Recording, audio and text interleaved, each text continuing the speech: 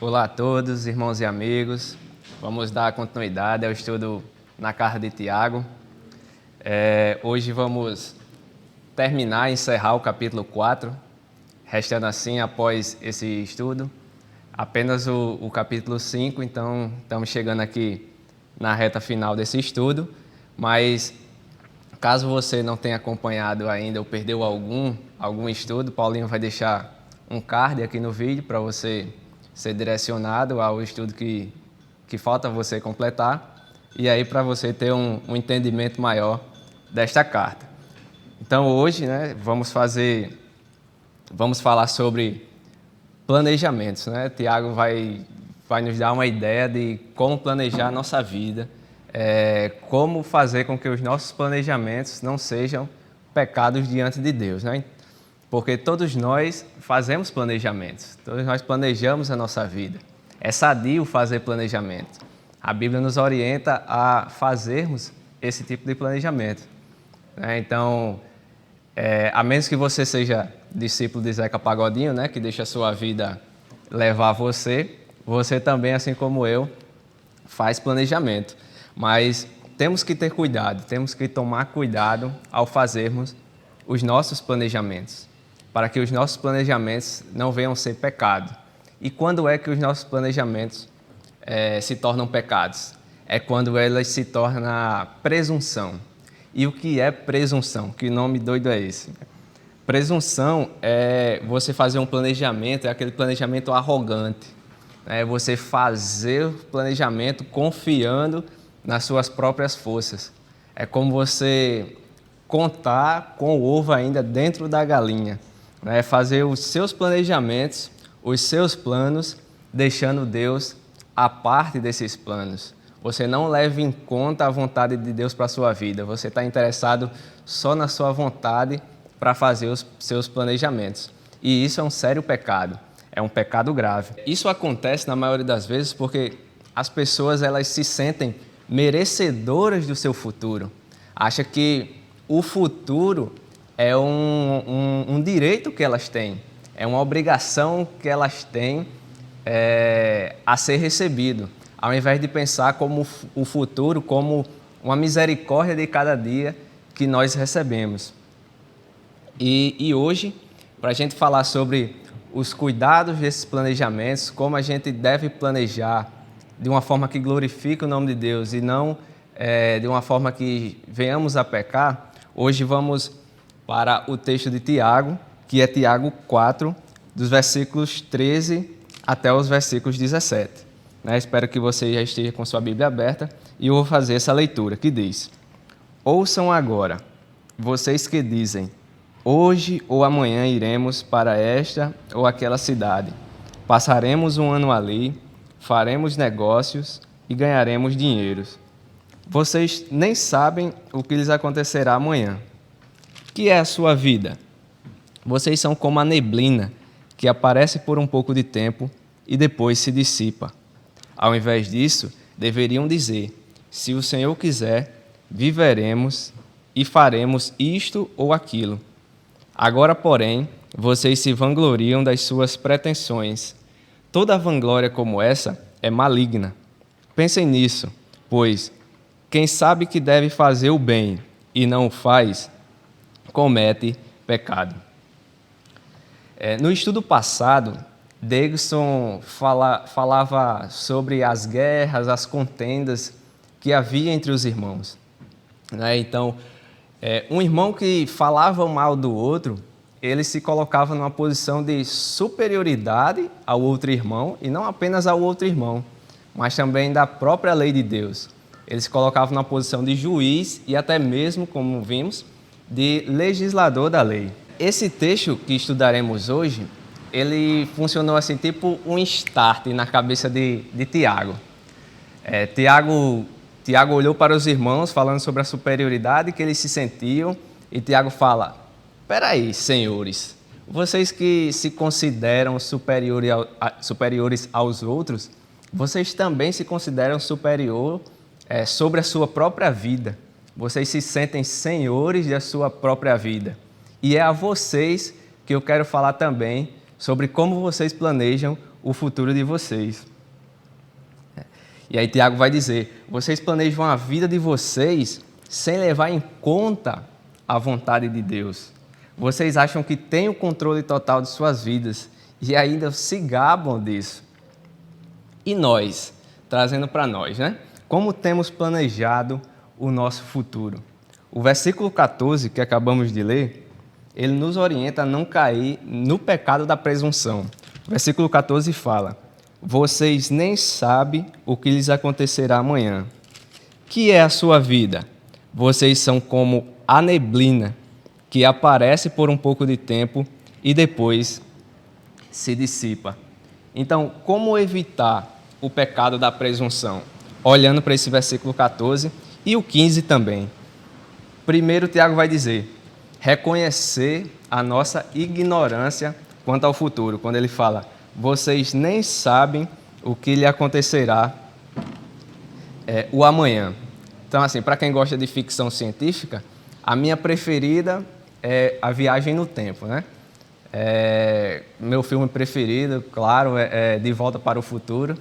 E a menos que tenhamos um DeLorean, né? Uma máquina do tempo igual ao filme, nós não sabemos qual é o futuro. Nós somos totais ignorantes quanto o que acontecerá daqui a 1 hora, quanto mais amanhã, quanto mais daqui a 1 ano.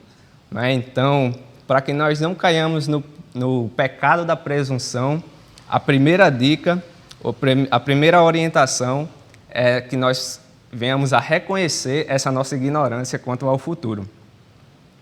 Uma segunda orientação é que reconheçamos a nossa fragilidade. Veja com quem Tiago nos compara. Ele fala, que é a sua vida? Vocês são como a neblina, que aparece por um pouco de tempo e depois se dissipa. A neblina ela é muito conhecida de todos nós, né? Nas primeiras horas da manhã, à noite, durante a madrugada, temos a neblina, né? Acho que todos nós já levamos carão dos nossos pais, dizendo, menino, saia do sereno. Né? Então, a neblina nós conhecemos. Ela é breve, ela aparece nas primeiras horas da manhã, quando o tempo, a temperatura está mais baixa, né? Está mais fria. E logo quando a temperatura começa a aumentar do dia, já se dissipa a neblina, já não tem mais neblina. Então, essa característica da neblina que Tiago nos compara, né? Essa brevidade. Pensamos que vamos passar o dia todo? Não, vai ser só nas primeiras horas da manhã, enquanto a temperatura está baixa, é o suficiente para a neblina existir. E uma outra característica da neblina, que eu acho que não foi o que Tiago quis trazer, mas eu lendo o texto e analisando um pouco com os meus botões, né? E isso vai nos levar a um outro ponto, é que a neblina, para existir, ela precisa que o tempo, o ar ele esteja úmido, né? Tenha uma umidade boa e que a temperatura da Terra ela esteja baixa. Ou seja, para existir a neblina, ela depende de outros fenômenos. E isso nos leva a uma outra orientação de Tiago, que é de que temos que reconhecer a nossa total dependência de Deus. Né? Nós não conseguimos viver por nós mesmos. Nós estamos sob total dependência de Deus. No versículo 15 ele fala, ao invés disso, deveriam dizer, se o Senhor quiser, viveremos e faremos isto ou aquilo. Então, o planejamento é como se fosse uma via de mão única com duas faixas, né? As nossas vontades, uma faixa onde nós mesmos controlamos, afinal, muito do que somos hoje foram resultado de escolhas que fizemos, né, no passado, e uma faixa que é uma faixa exclusiva, né, igual aquela da Bernardo Vieira para os ônibus. É a faixa que Deus tem o controle total, até porque apenas Deus conhece nosso futuro, então Ele tem a prioridade. Né? Em relação à minha vontade e à de Deus, se tem um conflito, quem é que vai ganhar? A de Deus ganha. A nossa tem que ficar para trás e remodelar na vontade de Deus. Então, nessa passagem, Tiago ele descreve a atitude de 3 pessoas que estão fazendo planejamento para o seu futuro. Os que ignoram a vontade de Deus, os que desobedecem à vontade de Deus e os que obedecem à vontade de Deus. O primeiro grupo de pessoas vamos ver no versículo 13. Vamos voltar no texto que ele vai dizer: ouçam agora, vocês que dizem, hoje ou amanhã iremos para esta ou aquela cidade, passaremos um ano ali, faremos negócio e ganharemos dinheiro. Esses são os grupos de pessoas que ignoram a vontade de Deus. Eles nem sabem qual é a vontade de Deus e nem querem saber. Eles estão muito bem obrigados, eles confiam apenas nele, nas suas forças, nas suas habilidades, nas suas negociações e não querem saber da vontade de Deus, Todo pecado, assim como foi o pecado original, é, em última instância, uma ilusão. Se a gente for ver qual foi o pecado de Satanás, ele quis ser igual a Deus. Que ilusão maluca, O que ele propôs a Adão, Coma do fruto e você vai ser igual a Deus. Então, todo pecado, ele tem essa característica do pecado original de ser ilusório. E a presunção também ela é ilusão, porque ela não leva em conta que a vida ela é complexa, a vida ela tem das suas incertezas, ela é incerta, a vida ela é breve, ela é frágil, Então, é ilusório porque você faz um planejamento para o futuro, mas você não conta, não sabe de fato como é que vai ser esse futuro, A vida ela é complexa. Todos os dias temos que tomar decisões que vão determinando o que somos, A vida envolve pessoas, a vida envolve lugares, a vida envolve negociações. São muitos detalhes que temos que pensar ao longo do dia. Essa complexidade é tão grande que não tem como da gente fazer um planejamento, seguir à risca e ter 100% de certeza que vai dar certo. É muito complexo, Além da complexa, a vida ela também incerta. O texto de Provérbios 27, versículo 1, diz o seguinte: não se gabe do dia de amanhã, pois você não sabe o que este ou aquele dia poderá trazer. Então, hoje estamos vivendo um momento muito atípico, Ninguém esperava o que iria acontecer com esse coronavírus. Por exemplo, muitas pessoas em janeiro estavam muito presunçosas, fazendo seus planejamentos para um 2020 que iria bombar seus negócios, e hoje muitas dessas pessoas elas estão decepcionadas, Elas não contavam que iríamos ter um tal de coronavírus no meio do caminho que iriam acabar os seus negócios, Então a vida ela tem dessas incertezas. E por fim, as pessoas que ignoram a vontade de Deus, elas não levam em conta a brevidade da vida. A vida ela é tão breve que a gente brigar contra a vontade de Deus é viver uma vida dando um murro em ponta de faca, Então, são esses tipos de pessoas. É o primeiro grupo que Tiago vai falar sobre pessoas que planejam o futuro, as que ignoram a vontade de Deus. E, continuando no texto, a sequência, Tiago vai falar dos que obedecem à vontade de Deus. Só que para ficar mais didático, para o entendimento ficar melhor, eu vou pular esse versículo 15, vou para os versículos 16 e 17, que Tiago agora vai falar sobre as pessoas que conhecem a vontade de Deus, têm até o entendimento da vontade de Deus, mas deliberadamente elas resolvem desobedecer à vontade de Deus. Versículo 16 e 17 diz: agora, porém, vocês se vangloriam das suas pretensões. Toda vanglória como essa é maligna. Pensem nisso, pois quem sabe que deve fazer o bem e não o faz, comete pecado. Saber a vontade de Deus e desobedecê-la também é pecado, assim como ignorar a vontade de Deus. E cá entre nós, né? Eu acho que todos nós, eu, você também, já fizemos parte desse grupo de pessoas, né? Dos que conhecem a vontade de Deus, entendem qual é a vontade de Deus para a nossa vida, mas decidimos, por nossa própria escolha, não obedecer à vontade de Deus. O apóstolo Pedro, em 2 Pedro 2, 21, ele diz: porque melhor lhes fora não terem conhecido o caminho da justiça do que, conhecendo, desviaram-se dos santos mandamentos que lhes fora dado.